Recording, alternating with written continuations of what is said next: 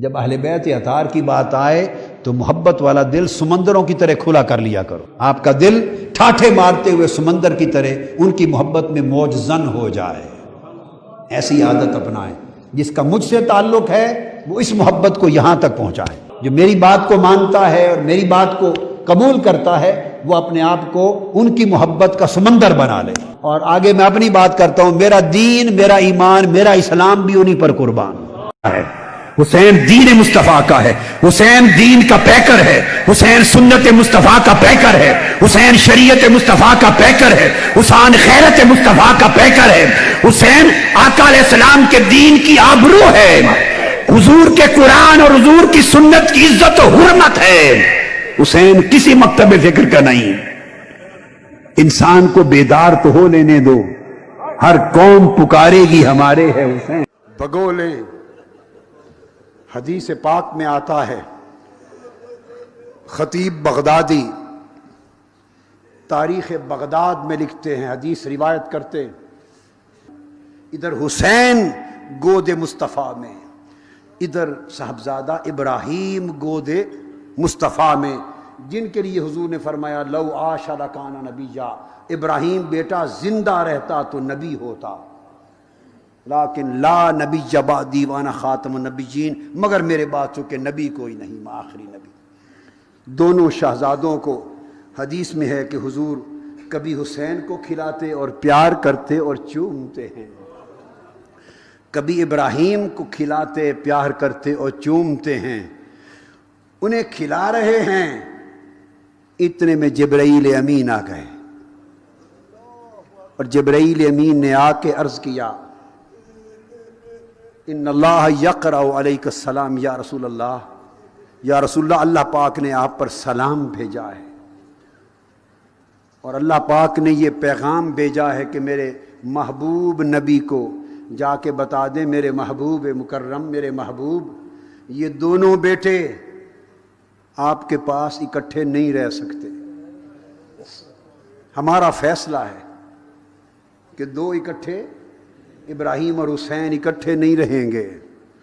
اللہ نے فرمایا ہے ایک دے دے اور ایک رکھ لے. حدیث پاک ایک نئی بات بتا رہا ہوں. ایک دے دے اور ایک رکھ لے، اور ایک کو دوسرے سے فدیہ کر لے. حدیث کے لفظ ہے ایک کو دوسرے سے فدیہ کر لے. حدیث پاک میں ہے کہ جب آقا علیہ السلام نے اللہ کا پیغام، یہ وحی ہے جبرائیل امین کے ذریعے، جب پیغام سنا تو حضور علیہ السلام کی آنکھیں پرنم ہو گئیں. اور لفظ حدیث کا، حضور نے ایک بار آنکھ بھر کے حسین کو دیکھا. حدیث میں آتا ہے کہ دیکھ کر رو پڑے. رو کر میرے آقا فرمانے لگے جبرائیل اگر ابراہیم کو دیتا ہوں تو اس کے جانے پر سوائے میرے آج اور کوئی رونے والا نہیں، فقط میں روؤں گا. ابراہیم کو دیتا ہوں تو فقط میں روؤں گا. اگر حسین کو دیتا ہوں تو میں بھی روؤں گا، میری فاطمہ بھی روئے گی. حسین دیتا ہوں تو میں بھی روؤں گا، میری فاطمہ بھی روئے گی. اور آپ نے فرمایا میں اپنا رونا تو برداشت کر سکتا ہوں، فاطمہ کا رونا برداشت نہیں کر سکتا. یہ ارشاد فرما کر فرمانے لگے جبرائیل اللہ کے حضور میرے ابراہیم کو لے جا، اور میں حسین کا فدیہ کرتا ہوں ابراہیم سے. حسین ابراہیم کو لے جا اور میرے حسین کو چھوڑ جا کہ فاطمہ نہ روئے.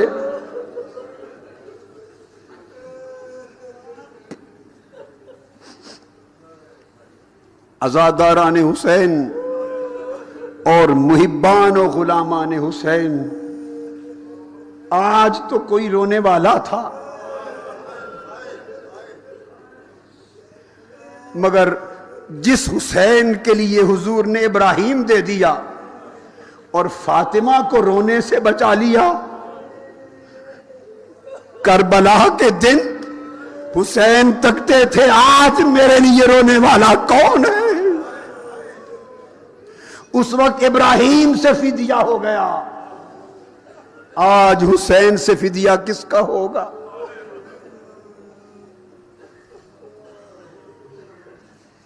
حدیث پاک میں آتا ہے کہ اس فرمان کے بعد جبرائیل امین چلے گئے اور ٹھیک 3 دن کے بعد حضرت ابراہیم وفات پا گئے۔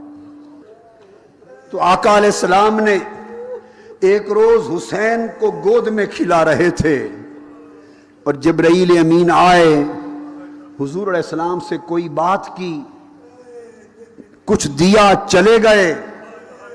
حدیث پاک میں آتا ہے، بہت سی کتب حدیث میں ہے، اتنے میں حضرت ام سلمہ گھر میں داخل ہوئی اور حضرت ام سلمہ نے دیکھا کہ حسین مصطفیٰ کی گود میں ہے اور چشمان مقدس سے آنسو رواں ہے۔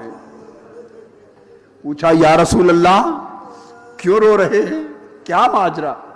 فرمایا ام سلمہ جاءنی جبرائیل اخبرنی ان ابنی الحسین یقتل بعدی بارض العراق یقال لہا کربلا۔ میں سلمہ ابھی جبرائیل امین آئے تھے اور اس نے مجھے آ کر خبر دی کہ یا رسول اللہ آپ کے بعد یہ لاڈلا حسین سرزمین عراق میں شہید کر دیا جائے گا اور اس مقتل حسین کا نام میدان کربلا ہے۔ اور ایک حدیث میں حضور سے پوچھا جبرائیل امین نے اترید تربتن من تربتہی، کہ آپ ان کے مقتل کی تربت پاک کی جگہ کی مٹی دیکھنا چاہتے ہیں؟ فرمایا ہاں، فَأَتَانِي تُرْبَةً مِّن تُرْبَتِهِ حَمْرَا، جبرائیل امین اس کربلا کے میدان کی سرخ مٹی اٹھا کے میرے پاس لے آئے۔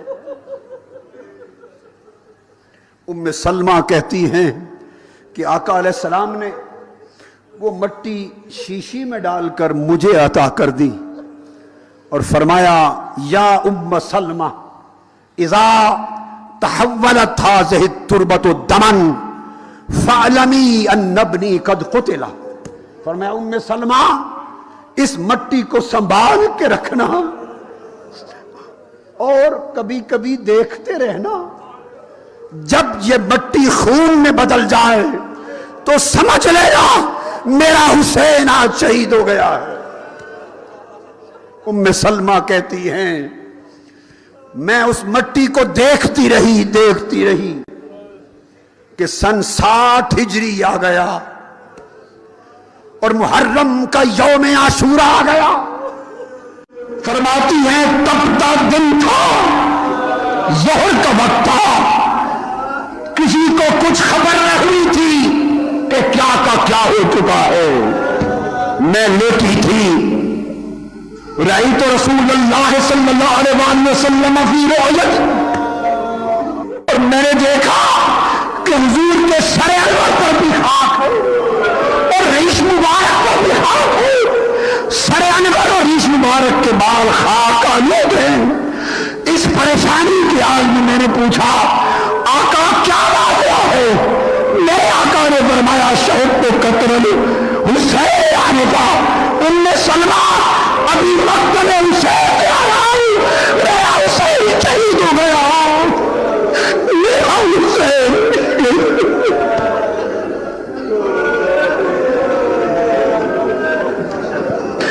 میرا حسین شہید ہو گیا۔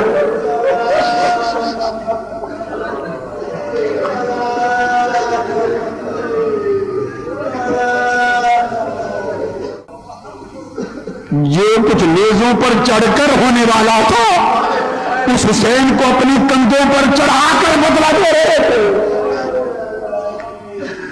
ہائے، اور جس حسین کی مبارک لاش پر گھوڑوں کی ٹاپوں سے روندا جانے والا تھا، اس حسین کے قدموں سے اپنا سینہ روندا کرا کرتے تھے۔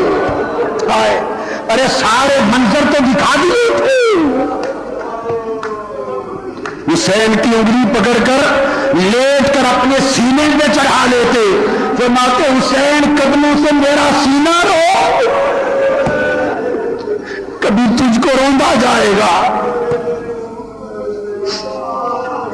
रफ्ता रफ्ता आशूरा के दिन सब रुखसत हो गए, अब्बास अलमदार भी रुखसत हो गए, दस्ते बाजू कटते चले गए।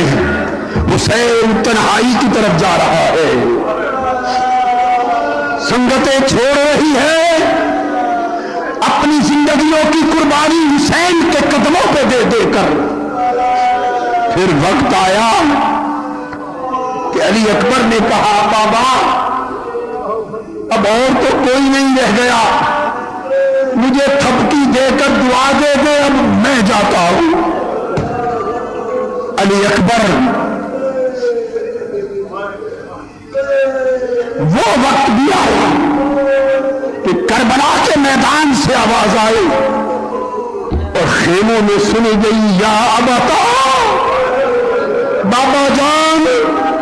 सैयदा ज़ैनब बिन्त फातिमा बोली, भाई से अली अकबर की आवाज है, जाके देखे क्या हुआ। हुसैन अली अकबर के पास जाते, इमाम इब्ने असाकिर लिखते हैं उनको वो जमीन पर थे और उनके सीने मुबारक में नेजा पैवस्त हो चुका था। अर्ज किया बाबा जान ये नेजा निकाल दे, तकलीफ देता है, फिर लड़ना चाहता हूं। हुसैन ने अली अकबर को गोद में लिया और नेजा खींच कर निकाला, खून का फवारा निकल पड़ा। हुसैन का जिस्म तर हो गया खून अली अकबर से।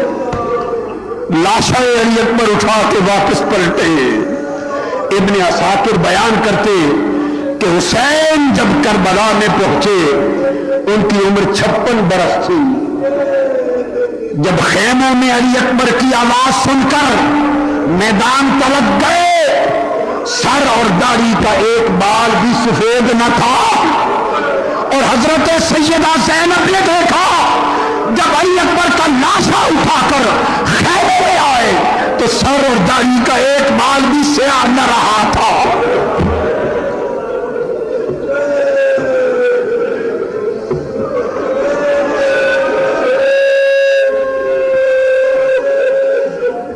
बीमार ज़ैनुल आबिदीन रह गए हैं। हुक्म था ज़ैनुल आबिदीन इन बीबियों शहजादियों का काफिला लेकर मदीना तक ले जाना है, इधर रहो। और फिर मेरे बेटे ने, मेरे इमामों ने तेरी सोच से आना है, तुम न जाओ। फिर और कुछ ना बचा, अली असगर रह गया। वक्त आया कि अली असगर की जान भी जाने आखिरी के सपुर्द हुई। हुसैन ने दाएं बाएं देखा कि है कोई असहाब हुसैन में से। वो जो कई आवाजें आती थी कि मुझे मौका दे, अब कोई पुकारने वाला न था। असहाब हुसैन, जानिसारान हुसैन के लाशें हर तरफ बिखरे पड़े थे। इमाम अली ने कहा जाकर सैयदा ज़ैनब